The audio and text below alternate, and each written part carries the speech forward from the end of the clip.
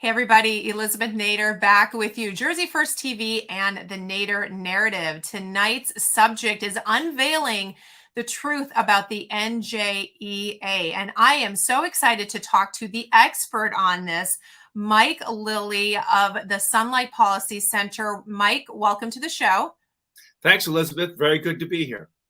You are the person to go to. You are the person to talk to about the NJEA and to educate people on really who they really are and what they do in this state. And I want to just give some people context. This is not about teachers. This is about the teacher union. We are pro-teachers. I know you are pro-teachers, but you founded this nonprofit, the Sunlight Policy Center of New Jersey. It's nonpartisan, but it is a wealth of information about the NJEA and frankly, the challenges that they present for our state. And I think a lot of us parents have seen that in the last 22 months more than ever. I want to give a little bit of your background. Princeton University grad. You've lived in New Jersey for a long time. Before you started the Sunlight Policy Center, you were the executive director of Better Education for New Jersey Kids, which is another nonprofit focused on education reform in New Jersey, and adjunct scholar at the American Enterprise Institute, where you completed the Legal Corruption series. So basically, you know what you're doing and you know what you're talking about. And I've heard you talk, Mike, and I have to tell you, the amount of information you have is tremendous. So to my audience tonight, we are going to try to break this down for you, to educate you, to help you understand what the NJEA is really about so that you can begin to look at the issues that we're facing as a state in the correct context. Okay, so Mike, let's get into this. Your mission really in the Institute is to inform New Jersey citizens of the facts behind this dysfunctional status quo, as you call it. And I love what you say on your website. This is an information wall. There is an information wall, and the NJEA hides behind it. So New Jersey citizens remain in the dark about the truth. Let's put some light on it. All right. Yeah. So okay. All right. Let's start. Let's start. So let's go into the history of the NJEA as a union. When did it start? Why did it start? And what's relevant in its history? Well, it started a long time ago, at the end of the 19th century, in fact. But it started off as a teachers association, so basically it was a professional association of teachers.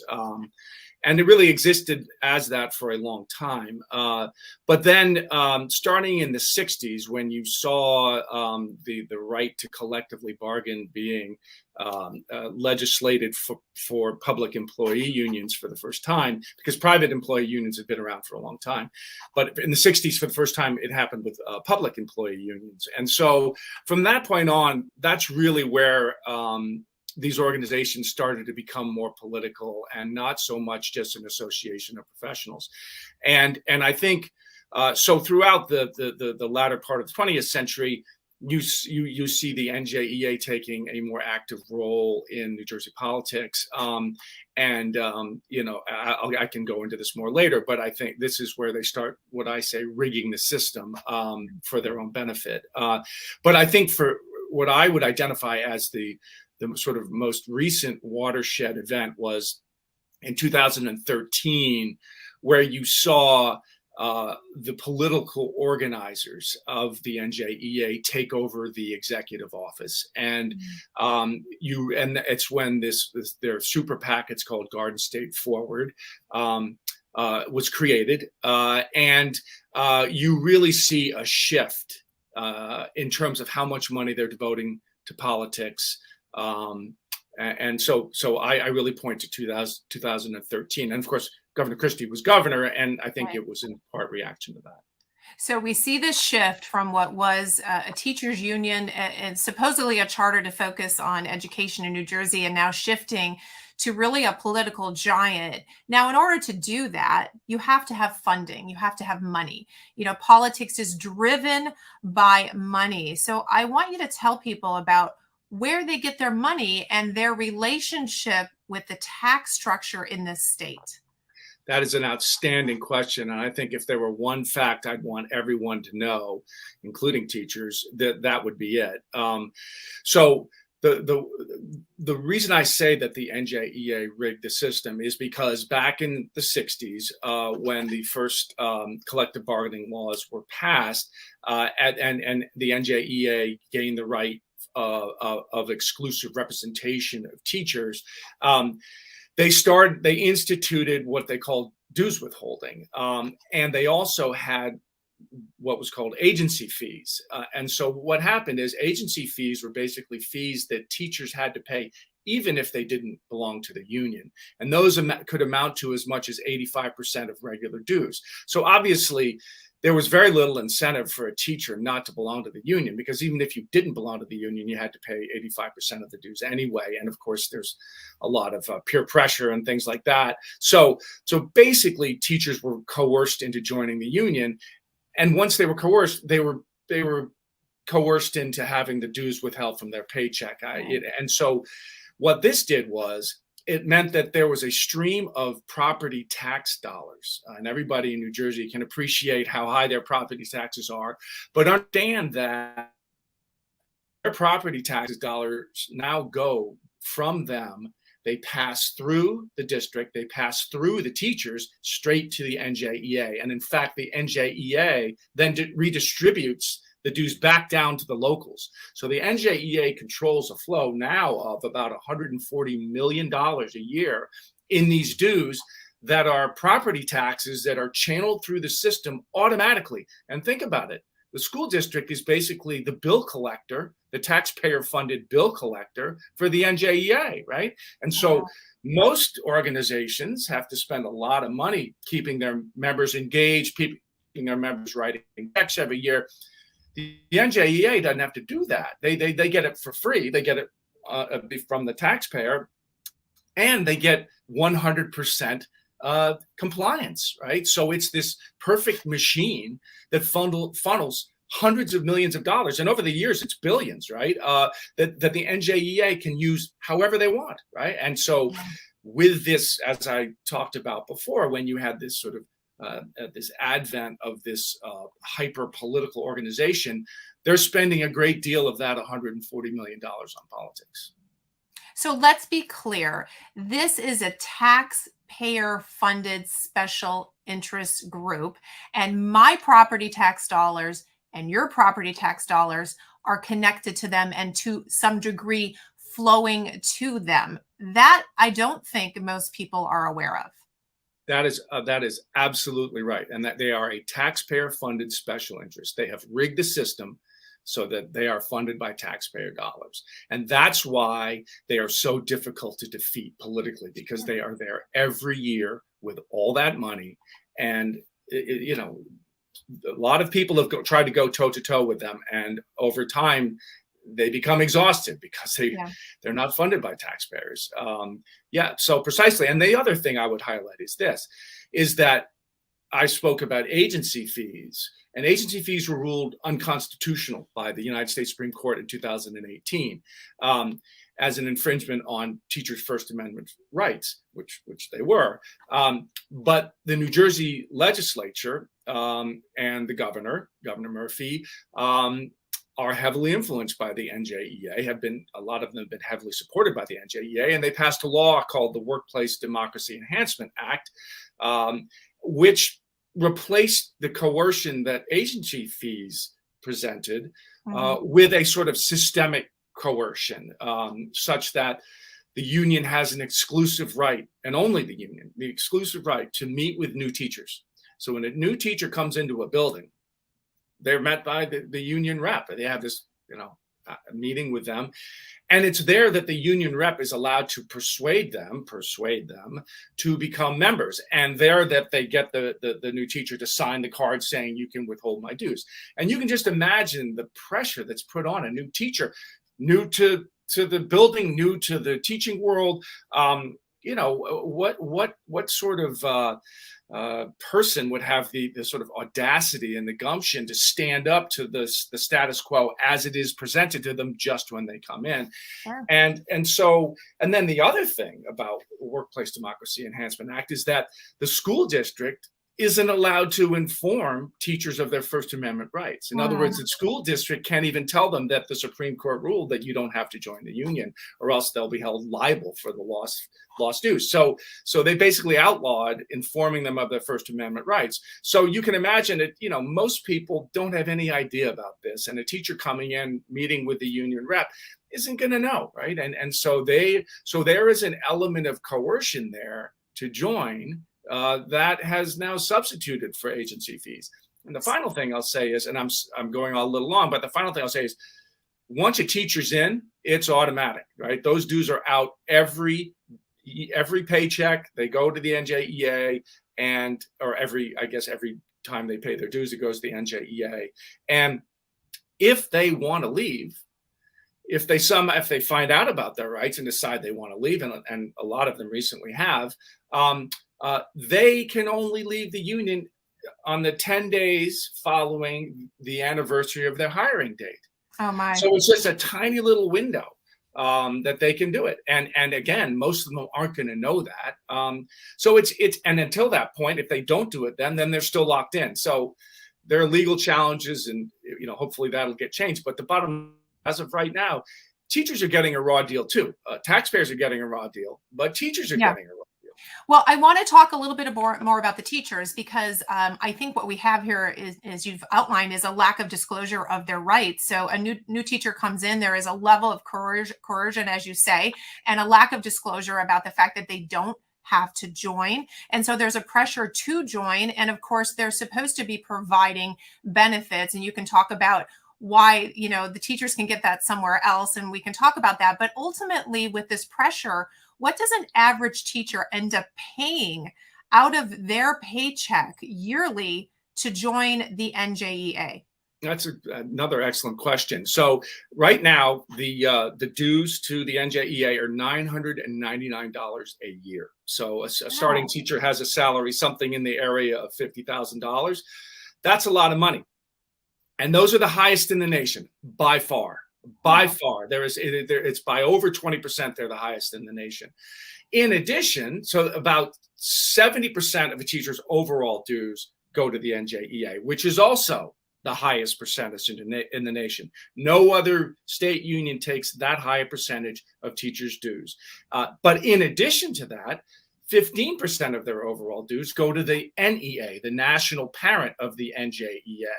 And if you want to talk about a political organization, that is a political organization. So understand that 85% of a teacher's highest in the nation dues are going to the NJEA and the NEA. Only 12% goes to the local.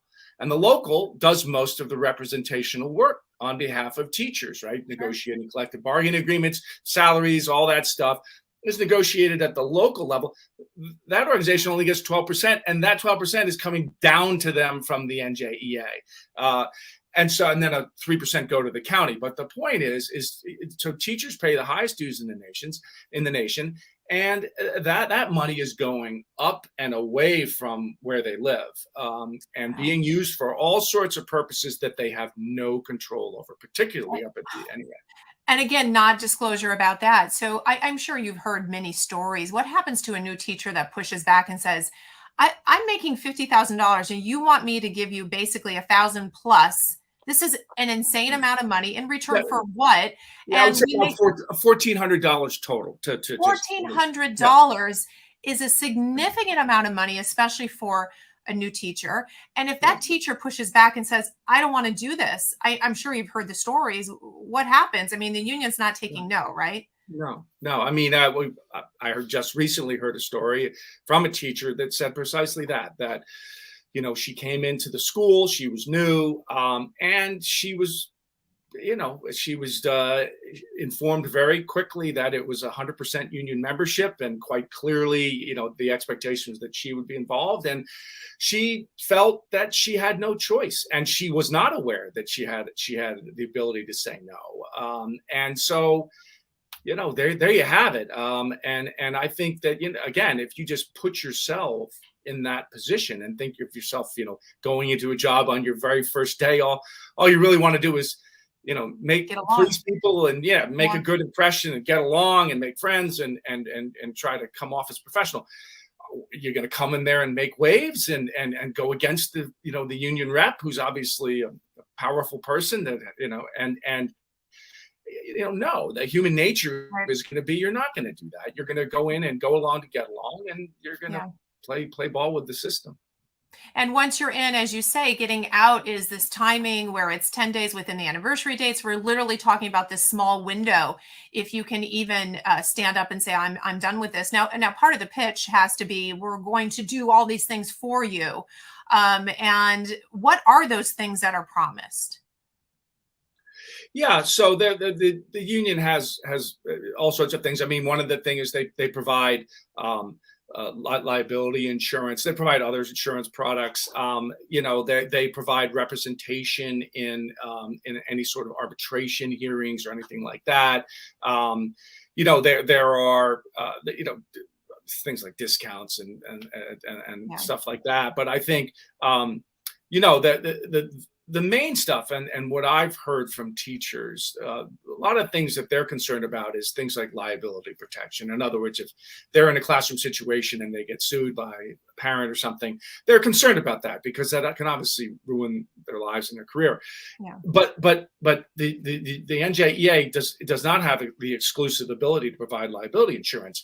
Teachers can go and I'm not out here pitching for them, but I just know that there is an organization called the Association of American Educators. It's an association, it's not a union, and they offer liability insurance for less than $200 a year. I don't recall what the exact number is, but the point is liability insurance can be obtained at a lot less than the overall $1,400 amount, and also legal representation. They offer legal representation, things like that. So I am not going to speak for AAE. Yeah. I'll let them speak for themselves. But I will just tell you that the NJEA would very much like teachers to believe that they provide them with benefits that they can't get anywhere else, essential benefits that they can't get anywhere else, and it's simply not true.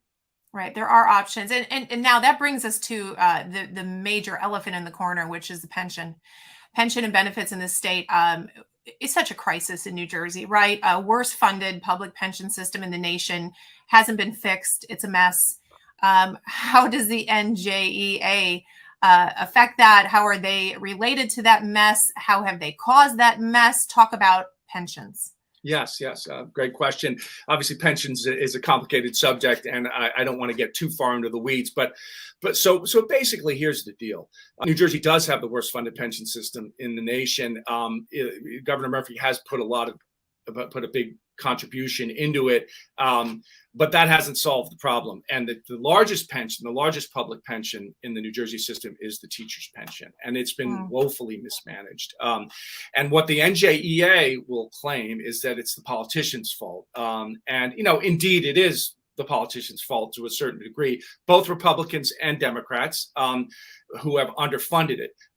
But what they don't tell you is back in the 90s when the pension was being severely undermined, the NJEA was part of the deals that underfunded the pension. And there are a lot of details involved. There was a lot of horse trading going on with the legislature, both Republicans and Democrats. But the bottom line is that the NJEA had an active role. They played an active role in these political deals that undermined the pensions. And for a long time, no money was put into the pensions, and there were pension asset raids, and what the NJEA participated in.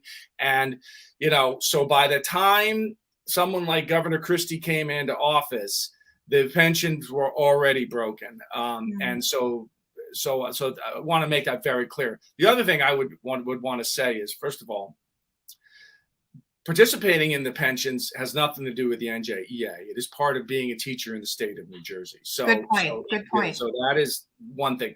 But secondly, if I were a teacher, particularly if I were a young teacher, I wouldn't want to be in the pension system because they've made a lot of promises. But if you look at the numbers, I would be very concerned about the ability of those promises to be delivered, number one. Number two is that the way the system is structured, the way the pension system is structured is it rewards the career teachers, the teachers that have been in for a long, long time. I've seen studies. I actually did a report on it. Teachers young teachers don't vest into the system until their 10th year. And so up to that point, all you get back if you leave before 10 years, and if you go from one district to another in New Jersey, that happens. You only get your contributions back. You don't get any of the investment returns that you have made over those 10 years. Wow. So the pensions don't travel, and they don't vest until 10 years. And young people these days are switching jobs a lot sooner and more often. So a young teacher really needs to look at this system and understand that they are effectively subsidizing career teachers. It is not a good deal for them. It is not a good deal for them. Really unfair. And you make the statement on your website very strongly that the NJEA deserves the primary blame for the New Jersey's pension crisis. And as you say, this isn't even their pool of money, right? It's outside of that. You still stand by that statement? 100%. I mean, look, my reports are all out there. You can read them. They're all facts. So I'll just give you an example, and this is going a little bit into the weeds, but so New York State is a state that's got a lot of the same issues that New Jersey has, a lot of the same problems, a lot of the same special interest government union domination. But what they don't have is underfunded pensions. And the reason New York has some of the best funded pensions in the nation, and the reason is because the local districts in New York are responsible for the pensions. So when the local districts pay the teachers, they pay their salaries, but they also pay the pensions that are based on those salaries, right? So the local districts have all the responsibility. In New Jersey, the local districts negotiate for salary and health benefits and hours and things like that down at the local level. But the pensions are the responsibility of the state, and not the local district. So what that caused was a disconnect, because the pensions are tied to the salaries. So as you go for higher salaries and things like that, to be pushed off on the state. And up at the state level, at the local level, you can't play shenanigans. Your budgets have to balance, right? But at the state level, you can play all sorts of games and basically borrow money, which is effectively what's unfunded pension liabilities are. It's just debt. So politicians at the state level, and this is what happened in the 1990s, politicians at the state level didn't want to make the pension payments, right? They wanted to use the money for, Governor Whitman wanted it for tax cuts, Governor McGreevey, the Democrats wanted it for spending otherwise. But the point is, the politicians wanted to spend the money now. So they didn't want to fund the pensions, so they just didn't fund them, and they built up this liability in the future. So what I would say to you is, there was a huge fight to supermajority Republican control. And one of the main issues in this time, it was 1991, 92, was Governor Florio wanted to put the pensions back down on the local districts. And the NJEA fought that tooth and nail, flipped the legislature because of it to Republicans, because they wanted it at the state. And so you can only have this sort of serious underfunding if you have this sort of split between local and state control. Who's responsible for that? The NJEA. And then I have many examples. There's this pension obligation bonds in 97, which were a disaster. The NJEA was part of that deal with Governor Whitman. They supported it. The pension rate in 2001 under Governor DeFrancesco, acting Governor DeFrancesco, they were part of that too. They acquiesced on all these deals where they used existing pension assets instead of regular contributions. All of that from there was no new money, none, zero new money came into the pension system, none. And that meant that the liabilities kept going up, the amount of money that was coming in was down here. So just understand that when I say they have their primary responsibility, they do. Wow. It pays to be educated on that and understand that. And I'm hearing you continually talk about politicians and the NJEA engaging very heavily picking winners and losers and funding them. So I want to ask you something. If my property tax dollars are finding their way to the NJEA, at least a part of them, and then the NJEA writes a check to an assembly person, a senator, that's effectively my money that they've chosen to give to whom they choose to give it to. And therefore, is it not valid for me to say to a senator or an assembly person, whether they're sitting or running, do you accept money from the NJEA? You should ask that question. Absolutely. Of Democrats and Republicans, 100%.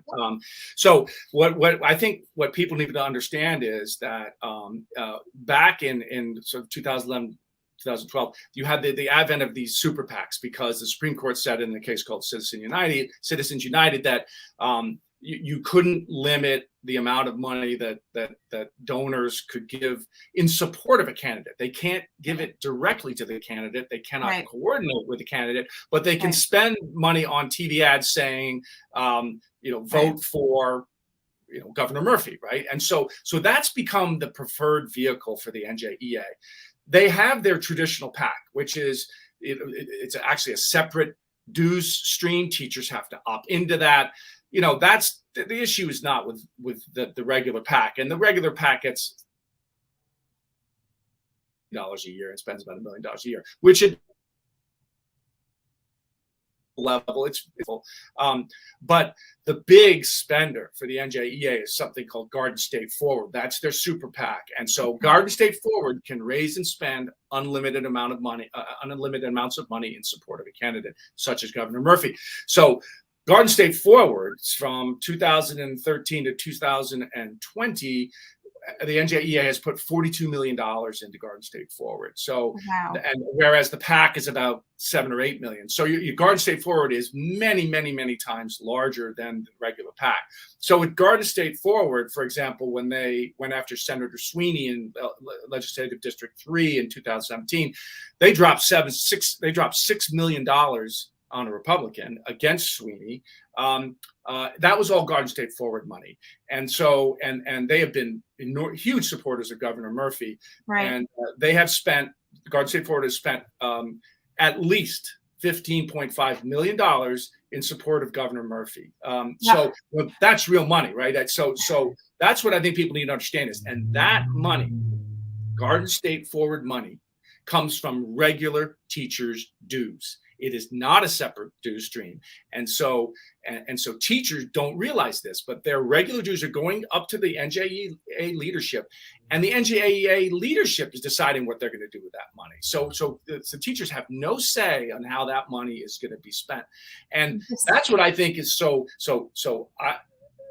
2013 to 2020, it should be from 2010 to 2020, NJEA traditional PAC money, 93% has gone to Democrats. But Garden State Forward, if you look at the 2021 election for Governor Murphy, if you look at that general election, you look at the money that Garden State Forward spent, every single penny, I think it was about just under $10 million, every single penny went to a Democrat. Right. So this is incredible to me, Mike, because I just have to, you bring me to my next question, which is the love affair, I'm going to call it that, the NJEA has had with Governor Murphy. And we're talking about all this money from teachers that literally went to support him. Teachers don't even realize that. They have had this very close relationships with which parents now are sadly very aware of due to all we have experienced in the past 22 months and the schools closing and keeping our kids masked, and the NJEA clearly exercising power over Governor Murphy, or whatever, maybe they're coordinating, however that relationship is, but they're very, very close. And I want you to talk about not only that relationship, and it's a lot, so stay on the surface for us for this time, but they really are political power brokers. And in many ways, I've heard you talk about, they decided Governor Murphy was going to be our governor. And so the degree to which they play politics and choose for us our future is alarming to me. Describe that. Yeah, well, look, they are the most powerful, deep-pocketed special interest in the state, period. It's nice when you get $140 million in property taxes every year.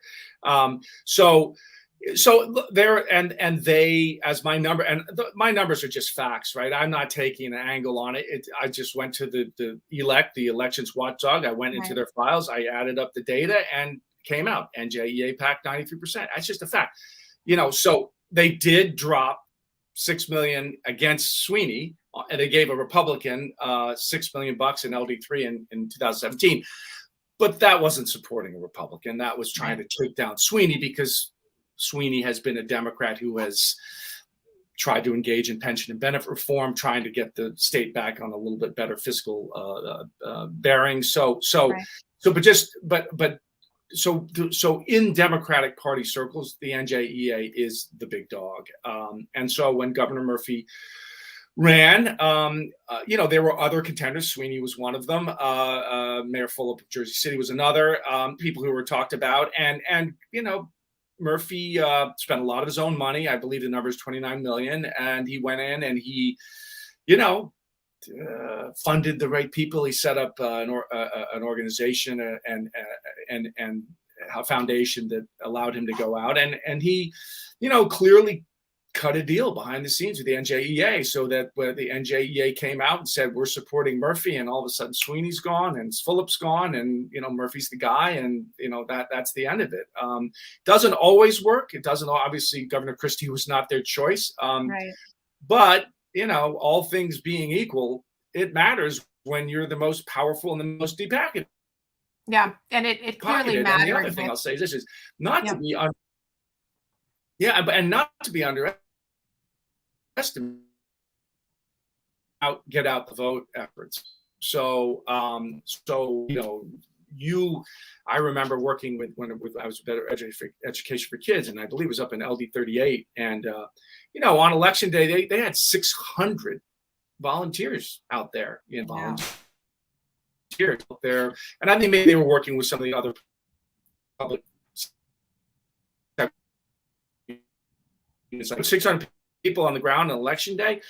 It matters. And so they do have the ability to put this ground game out there too. And that doesn't even get counted in their contributions, right? That's just volunteers. And they have volunteers that actually go and volunteer for campaigns, for a candidate's campaign. So an NJEA organizing professional can go and volunteer for, Assembly Person X's campaign, and they are, working. So these are important factors. Yeah, important to understand how much they weigh in on elections. And again, from a nonpartisan standpoint, it's shocking to know that they're on, whatever side they're on, and they're there and they're engaged. This is supposed to be about teachers, and we haven't talked much about teachers. It's kind of shocking. Additionally, this is really supposed to be about education, and notice how we haven't even mentioned education or children. And so all of that kind of just makes you realize that this is not maybe what they purport to be. I want to talk a little bit as well, Mike, about Montclair, just real quickly, because this is an example of where things may not be the way they should be. We have a mayor in Montclair, Sean Spiller, who happens to also be president of the NJEA. And also, interestingly enough, until a recent referendum passed, the Board of Education was appointed by the mayor.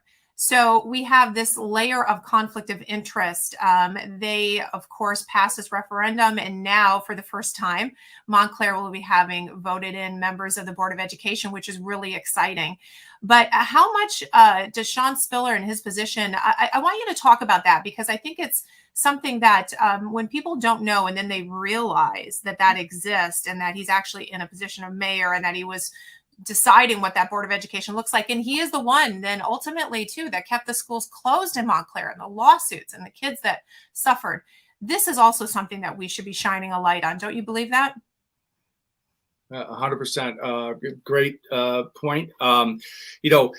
Sean Spiller is a product of the modern NJEA. And I mean that in the sense that the NJEA has a political leadership academy where they train members to run for office. Over the last 5 years, 2,500 NJEA members have run for office, from school board all the way up to mayor of Montclair. So he's a product of that academy.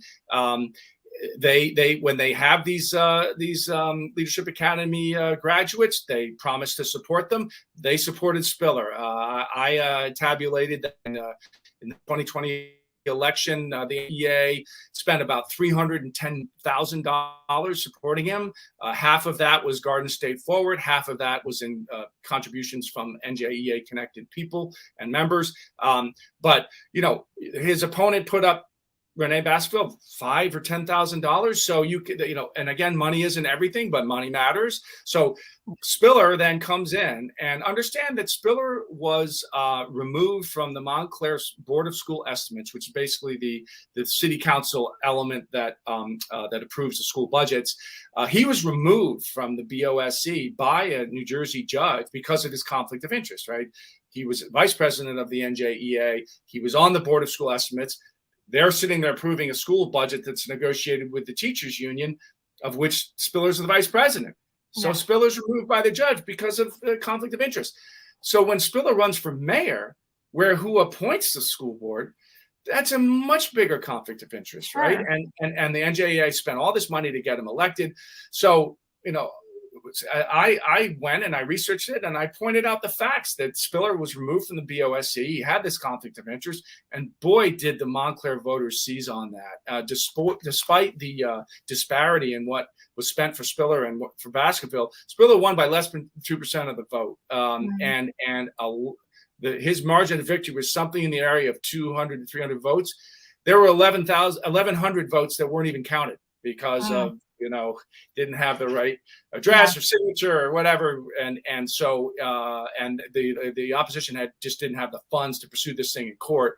Well, one wonders. I mean, Spiller might have lost, but anyway, my point is that Montclair residents, to their very, very great credit, recognized that there was a fundamental conflict of interest here, and it was unacceptable. And then, of course, COVID comes along, and COVID shined a light on a lot of things, I think, as people know. Yeah, right. And you, Elizabeth, know very well, and all the parents who you talk to know very well. But one of the things it shined a light on was in Montclair was when the schools were closed, how that came down and where Spiller stood. And when push came to shove, when 3 days before the superintendent's opening plans were supposed to go into effect, the teachers say we're not going back to work. And it's a crucial moment. And where does Spiller come out? He comes out on the union side, right? And so, and he tried to backtrack later. He realized, I think, that he had probably, for public consumption, had not done the right thing. But that's where he stood, and Montclair schools, as parents very well know, stayed closed for the whole time. And so look no further than that. And I believe very strongly, I mean, a lot of credit goes to regular Montclair citizens who banded together and decided to put this referendum out there and to get rid of the mayor-appointed school board because Spiller had ruined the system that existed before because of his conflict of interest, and obviously didn't care about that.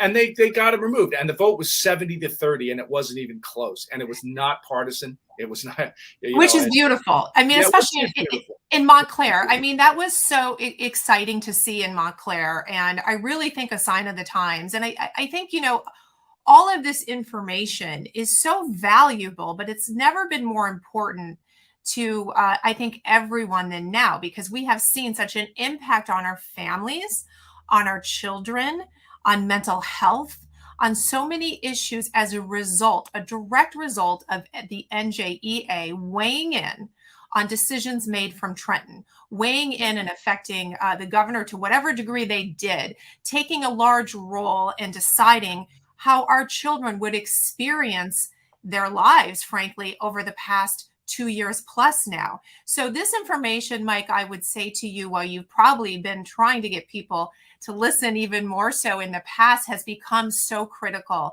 And I know there's a lot more that we can talk about, but I want to have you back because we want people to be able to absorb this all and continue to look under the covers. But they have to understand that this is not in the best interest, the way that this union works, of the teachers, of the students, of the families, or of the taxpayer of New Jersey. And I think each of us need to ask a lot more questions. And we need to talk to those people that we vote for, that we put in office, and say, do you take money from this organization?